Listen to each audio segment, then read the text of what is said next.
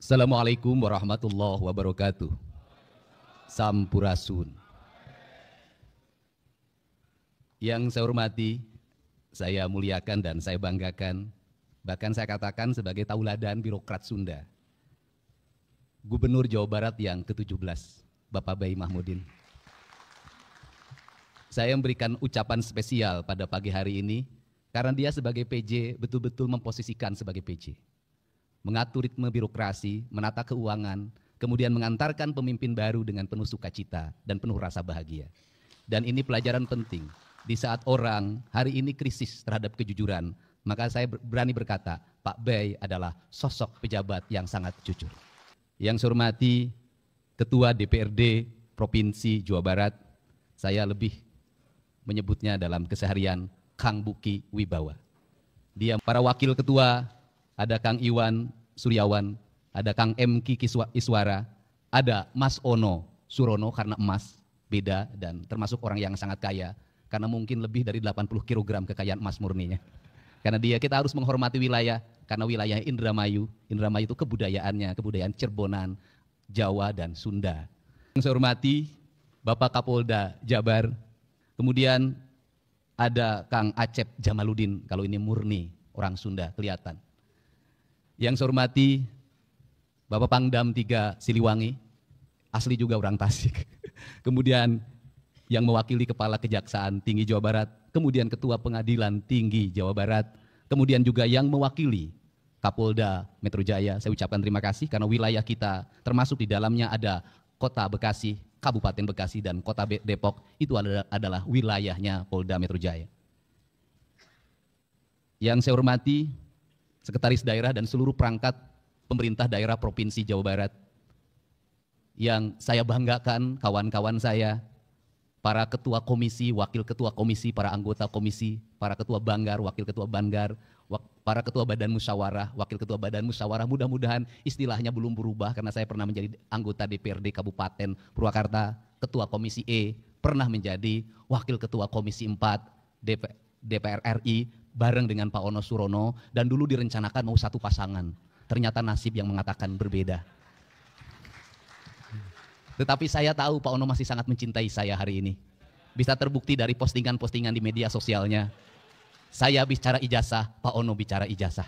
Yang mungkin tidak akan pernah diikuti adalah saya cari istri, tidak mungkin Pak Ono cari istri. Para tamu undangan, hadirin yang berbahagia, hari ini juga yang berbahagia bukan hanya Gubernur Jawa Barat, tetapi juga para bupati dan wali kota. Mudah-mudahan hadir di sini. Saya mulai dari ujung selatan, wali kota Banjar kalau ada berdiri. Kemudian Bupati Pangandaran kalau ada berdiri, ada. Kemudian Bupati Ciamis, wali kota Tasik, Bupati Kuningan,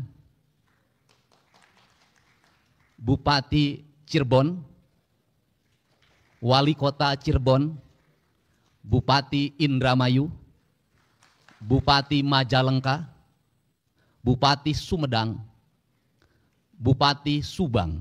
Nah ini Bupati Subang mantan juga. Anggota DPRD dulu termuda, sekarang Bupati termuda, tapi sudah bersumpah tadi malam dengan saya tidak akan punya istri muda. Bupati Purwakarta, Bupati Karawang, Bupati Bekasi, Wali Kota Bekasi, Wali Kota Depok, Bupati Bogor, Wali Kota Bogor, Bupati Sukabumi, Wali Kota Sukabumi, Bupati Cianjur, Bupati Kabupaten Bandung, Bupati Bandung Barat, Wali Kota Cimahi, Wali Kota Bandung. Ada yang terlewat? Sudah? Oh iya, kalau Garut memang sengaja dilewat. Karena kalau itu harus paling belakangan menyebutnya. Yang paling utama Bupati Garut itu agak spesial. Bukan hanya Bupati Garut yang hadir, tetapi wakil bupatinya juga hadir. Saya kurang mengerti kenapa wakil bupatinya juga hadir. Tepuk tangan. Yang jelas tadi pagi saya sudah menegur anggota DPRD Provinsi Jawa Barat, Dapil Purwakarta dan Subang dari Partai Gerindra karena lebih banyak kunjungan ke Garut dibanding kunjungan ke Purwakarta dan Karawang. Bapak dan Ibu yang saya hormati, bahwa ritual pemilihan gubernur bukan hanya sekedar seremoni demokrasi yang menghabiskan anggaran triliunan dalam setiap tahun. Tetapi yang lebih esensi dari itu adalah membangun komitmen bersama bahwa bangsa ini bisa membuka ruang demokrasi yang terbuka, dipilih oleh seluruh rakyatnya yang memenuhi batasan usia undang-undang. Dan Jawa Barat adalah tingkat pemilih tertinggi di Indonesia. Dalam tingkat pemilih tertinggi di Indonesia itu, kita mampu menyelenggarakan demokrasi dengan baik.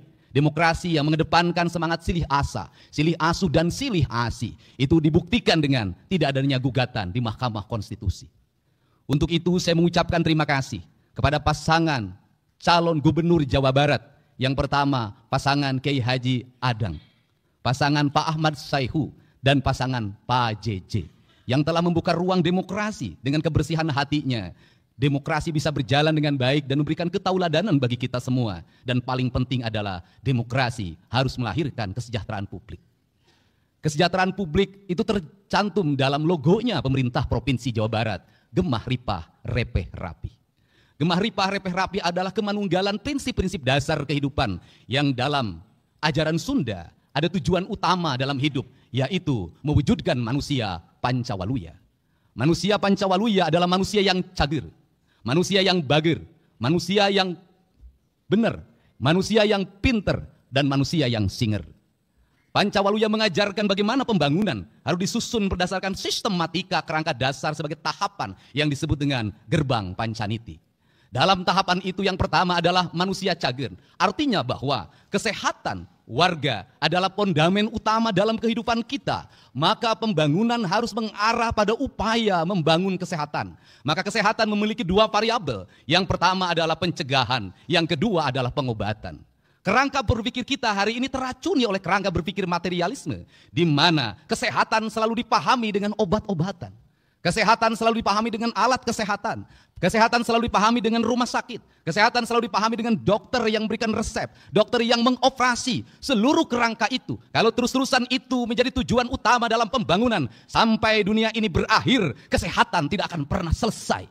Kenapa? Kesehatannya bukan berbasis membangun manusia yang sehat, tetapi berbasis proyek kesehatan. Berbasis bisnis kesehatan. Kalau kesehatan sudah menjadi proyek kesehatan dan bisnis kesehatan, maka Pancasila yang kita agung-agungkan sudah terdegradasi dalam materialisme, di mana manusia boleh mengeksploitasi orang lain demi kapitalisasi yang dimilikinya. Di mana manusia boleh memiskinkan orang lain demi perusahaannya mendapat keuntungan. Kalau kita konsisten pada konsep Pancasila, pada konsep silih asa, silih asi, silih asu, maka kesehatan bukan hanya pengobatan, tapi kesehatan membangun manusia yang sehat. Dimulai dari pola hidup yang sehat. Maka pola hidup yang sehat harus dimulai dari mana? Negara harus berkomitmen untuk menciptakan iklim yang sehat. Membangun tata ruang yang baik, menjaga mata air, menjaga aliran air, menjaga sanitasi lingkungan, menjaga udaranya, menjaga seluruh alam semestanya dengan konsep papat kalimat pancer, dengan konsep tritangtu di buana yang sering saya sampaikan dalam debat-debat terbuka. Karena itulah yang diajarkan oleh leluhur kita, sehingga ketika saya mengatakan bahwa pembangunan di Jawa Barat itu harus kembali pada pembangunan yang berdasarkan asas-asas ajaran leluhur, sesungguhnya bukan klinik, sesungguhnya bukan mistik, tetapi sesungguhnya sebuah pengetahuan metafisika, sebuah pengetahuan tentang alam raya, tentang manusia membangun hubungan dengan alam dan seluruh semestanya yang disebut dengan kemanunggalan. Itulah konsep asasi tentang jati diri bangsa yang sebenarnya. Untuk itu turunannya seperti apa? Maka turunannya gunung kudu awian, lengkop kudu balongan, lebak kudu sawahan. Maka merawat alam, membubarkan berbagai bentuk perangkat perusakan terhadap alam adalah komitmen terhadap alam, dan ujungnya adalah komitmen terhadap Tuhan. Komitmen terhadap Allah Subhanahu wa Ta'ala. Bagi saya, tidak berarti penyembahannya pada Allah kalau tangannya mengeruk kekayaan alam, menghancurkan ekosistem, menghancurkan ekologi, membuat kerusakan bagi orang lain, melahirkan penderitaan bagi orang lain. Bagi saya, bertuhannya adalah bertuhan kebohongan. Karena itu komitmennya harus bersama. Maka dalam komitmen bersama itu tadi ditandatangani, saya menyebutnya itu disebut dengan gerakan manunggal. Hanya manusia yang manunggal lah dia akan sehat. Hanya manusia yang manunggal lah dia akan sejahtera. Dan hanya manusia manunggal lah dia adalah manusia yang menyatu dengan seluruh alamnya. Dan kelak ketika dia meninggal, dia akan kembali pada kesucian dirinya, kembali pada Allah sang pemilik dan maha suci dalam hidupnya. Perspektif itulah yang harus dibangun dalam kerangka berpikir ideologi pembangunan.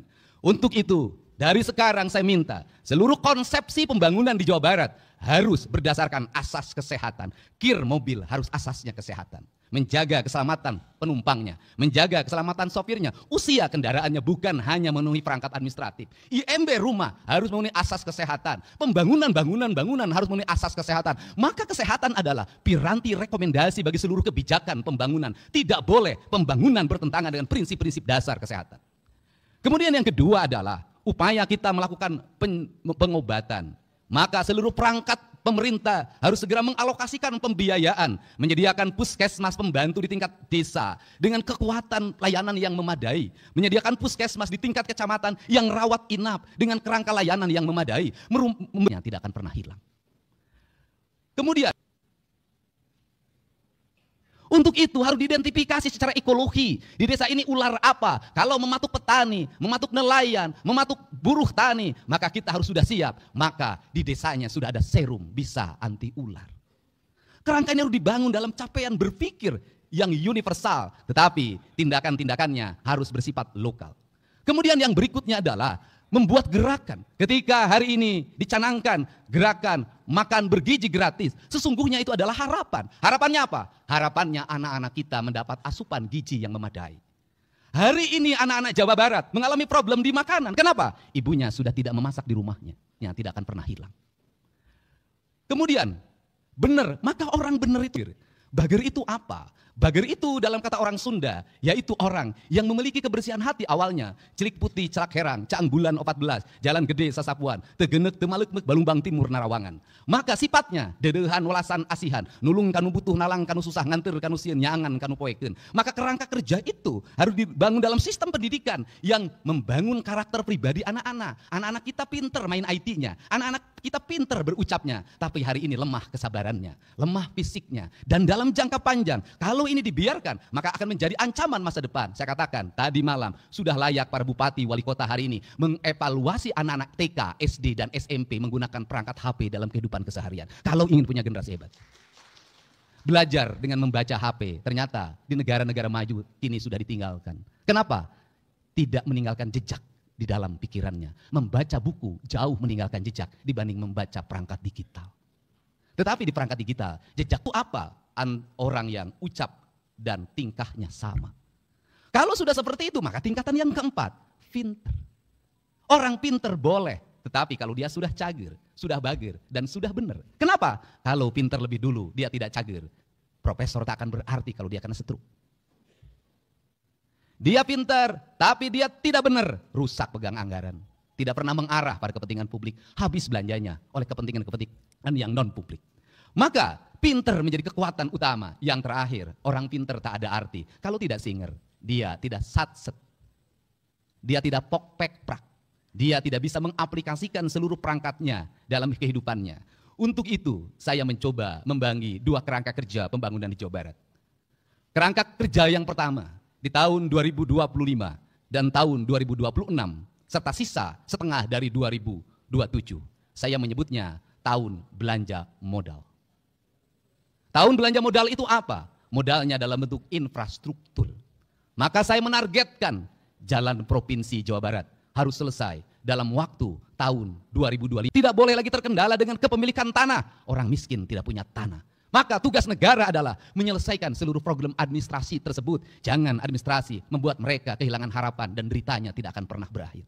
Kemudian pembangunan irigasi harus selesai pada tahun depan. Dan maka kita harus mencoba menginvestasikan. Kalau ingin investasi, maka pembangunannya harus berkualitas. Lebih baik membangun jalan yang berumur 20 tahun daripada membangun jalan yang berumur 2 tahun. Kenapa? Karena nanti balik ke urut. Kembali lagi. Kita tidak akan pernah selesai. Setiap kabupaten hari ini mengalami, untuk itu tidak bisa provinsi saja, harus terintegrasi dengan kabupaten, harus terintegrasi dengan kota, harus terintegrasi dengan desa. Maka kabupaten, desa, dan kota harus memiliki kekuatan yang sama. Problematika rakyat kita selesaikan bersama. Anggaran desa harus terarah pada infrastruktur, anggaran kabupaten kota harus terarah pada infrastruktur, anggaran provinsi harus terarah pada infrastruktur. Maka seluruhnya menjadi gerakan bersama, gerakan Manunggal Jawa Barat. Karena ini juga akan bisa menyelesaikan, termasuk menyelesaikan problem sampah. Orang Bandung bingung harus kemana membuang sampah. Setiap kabupaten hari ini mengalami boleh kalah sama Tiongkok.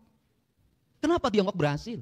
BUMN-nya berhasil membangun infrastruktur, negaranya menggerakkan investasi, membiayai. Apa yang terjadi? Mereka surplus keuangan. Karena surplus keuangan maka dia mencari negara di mana dia harus berinvestasi agar uangnya berputar lagi. Provinsi Jawa Barat tidak boleh terus-terusan dalam setiap tahun membuang uang seolah-olah uang itu tiap tahun ada dan tugasnya menyerap. Menyerap bukan hanya angka yang diserap, bukan itu output, outcome, benefit yang harus dirasakan oleh publik.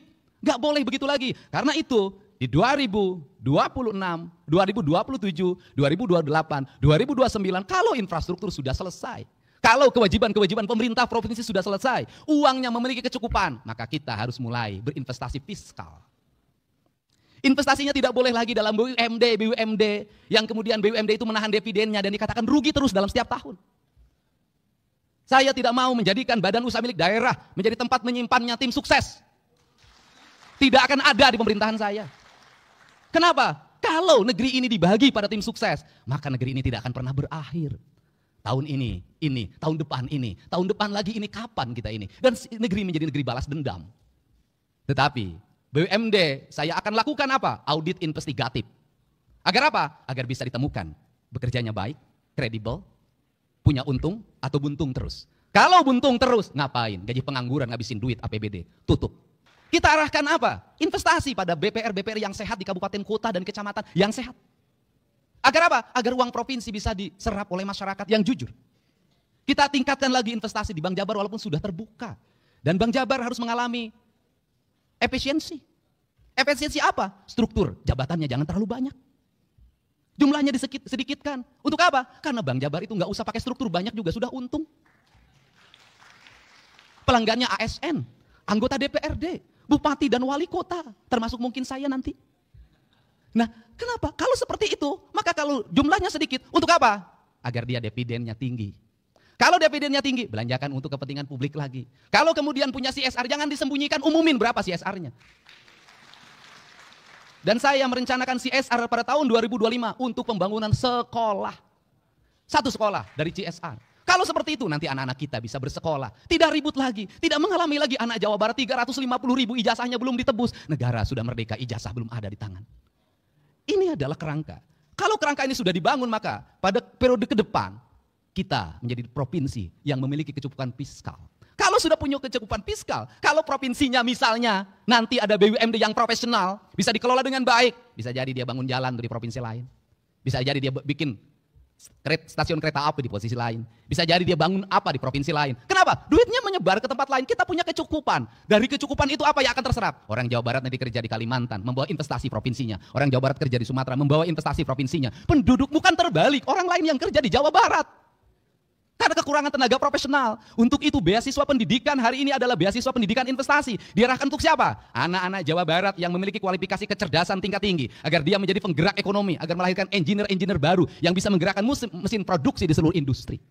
Ini akan dibangun. Tetapi mesin produksi industri investasi harus dilindungi oleh siapa? Oleh negara. Oleh siapa? TNI, Polri, Kejaksaan. Betapa kita tidak bersedih tukang jagung dari kota Tasik digebuk jam 3 subuh pakai gear yang patah tangannya. Dari patah dia 2 yang dia alami. 1 tidak punya untuk berobat ke rumah sakit karena BPJS-nya tidak bisa memberikan perlindungan bagi korban kekerasan atau korban pidana. Yang kedua, kehilangan mata pencaharian selama 6 bulan ke depan karena tangannya patah. Rakyat negara harus hadir, tidak boleh lagi terjadi seperti ini. Dan saya pemerintah Provinsi Jawa Barat bersedia mengeluarkan uang berapapun demi ketenangan rakyat Jawa Barat. Ini yang dibuat. Kerangka dasar inilah yang harus dibuat ke depan. Kalau sudah seperti itu, kemah ripah repeh rapi, rakyatnya merasa nyaman, sakit negara hadir mengobati, di jalan dia dilindungi, kemudian anaknya sekolahnya dijamin oleh negara, pekerjaannya tersedia, maka dia akan hidup di alam Jabar yang disebutnya alam surga. Maka klaim kita sebagai provinsi religius bukan hanya religius ritualitas, tetapi secara substantif religius membangun ketenangan, kenyamanan bagi seluruh warganya. Inilah kerangka pikir kita tentang pembangunan. Dan seluruh kerangka pikir itu, maka kita masuk dalam wilayah politik administratif. Politik administratif yang pertama, memerlukan para abdi negara yang jenius. Yang pok-pek-prak. Yang kedua, saya pun memerlukan kerjasama dengan jajaran TNI, Polri, Kejaksaan, dan Pengadilan. Kita juga memerlukan kerjasama dengan seluruh tokoh masyarakat, tokoh ulama. Kita juga memerlukan kerjasama dengan mitra pemerintah Provinsi Jawa Barat, DPRD Provinsi Jawa Barat. Kita ingin berlaku secara terbuka dan saya yakin setiap anggota DPRD berpolitiknya adalah keberlanjutan, terpilih lagi pada periode yang ke depan. Dan saya meyakini yang ada di sini nanti terpilih lagi, dan mungkin masuk DPR RI, dan mungkin jadi bupati wali kota, asal jangan nyalon gubernur dulu. Untuk itu, saya mohon dengan sangat, terimalah berbagai pikiran gagasan saya yang out of the box ini, yang lahir dari hati, lahir dari kecintaan dan jiwa, yang ingin orang Sunda, orang Jawa Barat punya martabat di depan orang lain. Kita tidak mau jadi provinsi yang dihinakan, karena jumlah anak-anak yang menikah di bawah umurnya tinggi. Kita tidak mau menjadi provinsi yang dihinakan, karena lamanya sekolah masih 8 tahun. Kita tidak mau jadi provinsi yang dihinakan, karena rakyatnya terjerat oleh pinjol dan judi online. Kita tidak mau jadi provinsi yang dihinakan, karena angka harapan hidupnya masih rendah. Kita tidak mau jadi provinsi menjadi provinsi yang dihinakan, karena lamanya sekolah masih 8 tahun. Kita tidak mau jadi provinsi yang dihinakan, karena rakyatnya terjerat oleh pinjol dan judi online. Kita tidak mau jadi provinsi yang dihinakan, karena angka harapan hidupnya masih rendah. Kita tidak mau jadi provinsi yang dihinakan, karena angka kematian ibu dan anak karena melahirkan juga masih provinsi yang dibanggakan. Menjadi provinsi yang memberikan contoh pada seluruh provinsi lain, bahwa anggaran negara kalau dikelola dengan baik akan melahirkan kesejahteraan bagi masyarakatnya. Untuk itu, saya mengucapkan terima kasih atas seluruh dukungan warga Jawa Barat yang telah berpartisipasi dalam politik 27 November 2024. Bagi saya, tidak ada partai pendukung, tidak ada partai pengusung, tidak ada partai lawan politik. Semua partai adalah sahabat saya yang memiliki cita-cita yang luhur. Dan saya pun tetap membuka ruang pada bagi semuanya untuk memberikan otokritik yang objektif dan mengarah pada solusi-solusi yang dibutuhkan oleh masyarakat. Bukan kritik yang bersifat kebencian atau didasarkan nalar-nalar sentimen karena persoalan pemahaman keyakinan yang berbeda. Untuk itu saya mengucapkan terima kasih. Berikan otokritik yang objektif dan mengarah pada solusi-solusi yang dibutuhkan oleh masyarakat. Bukan kritik yang bersifat kebencian atau didasarkan nalar-nalar sentimen karena persoalan pemahaman keyakinan yang berbeda. Untuk itu saya mengucapkan terima kasih. Semoga seluruh gagasan dan cita-cita ini bisa kita wujudkan dalam waktu yang tidak terlalu lama. Dan seluruh penantian itu bisa dirasakan oleh seluruh warga Jawa Barat. Saya mohon maaf pada semuanya apabila ada ucapan dan tingkah laku saya yang sering kontroversial, yang menimbulkan keriuhan di media sosial, tetapi tidak akan pernah ada tajamnya pisau kalau tidak pernah berasah dalam setiap hari.